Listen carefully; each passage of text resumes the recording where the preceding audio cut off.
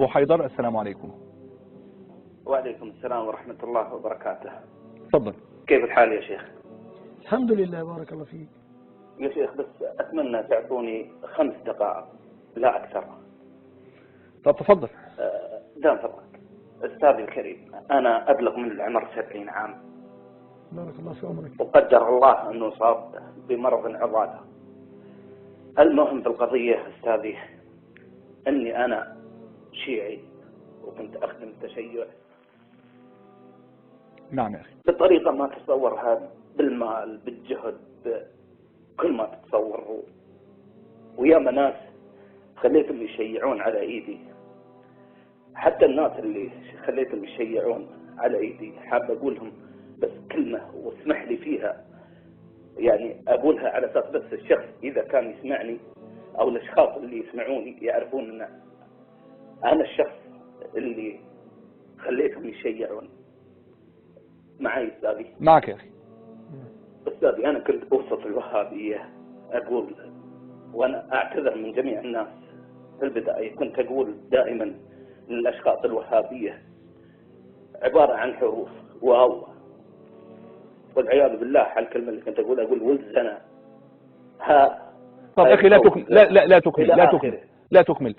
ماذا تريد أن تقول بعد ما فعلت؟ ماذا تريد أن تقول الآن؟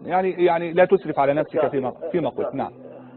وقوعي في المستشفى نعم. بسبب مرض السرطان كان رحمة الحمد لله. كنت أشوف قناتكم في البداية وكنت متحامل عليكم، لكن الحين أشهد الله الذي رفع السماوات وبسط الأرض إني بريء بريء بريء منهم. والله إني أعتبر إني أعلن إسلامي من أول ولدي 70 سنة. أشهد أن لا إله إلا الله وإن محمدا رسول الله. والله إني أحب عمر وأحب أبو بكر رضي الله عنهم وأبرأ مما يقولون عن عائشة. لا أسأل سوى أن يغفر الله لي، سوى أن يغفر الله لي. تفضل شيخ. الحمد لله والصلاة والسلام على رسول الله. بعد، فالحمد لله الذي من عليك بالهداية، واعلم أن الله سبحانه وتعالى قال في كتابه الكريم: ومن يعمل سوءا أو يظلم نفسه ثم يستغفر الله يجد الله غفورا رحيما.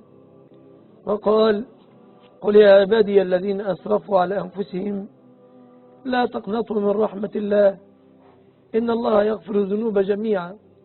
فقال: فمن تاب من بعد ظلمه وأصلح فإن الله يتوب عليه.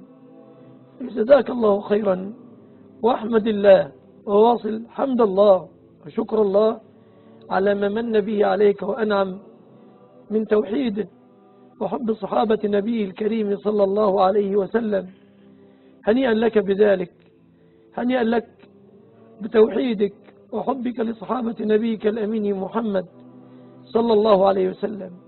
وإن أبقى الله سبحانه وتعالى لك في العمر بقية فأصلح قدر استطاعتك، فإن الله قال: فمن تاب من بعد ظلمه وأصلح فإن الله يتوب عليه. ولعل الله أن ينفع بمقالتك هذه أقواما ضلوا عن الطريق المستقيم وحادوا عن الصراط القويم.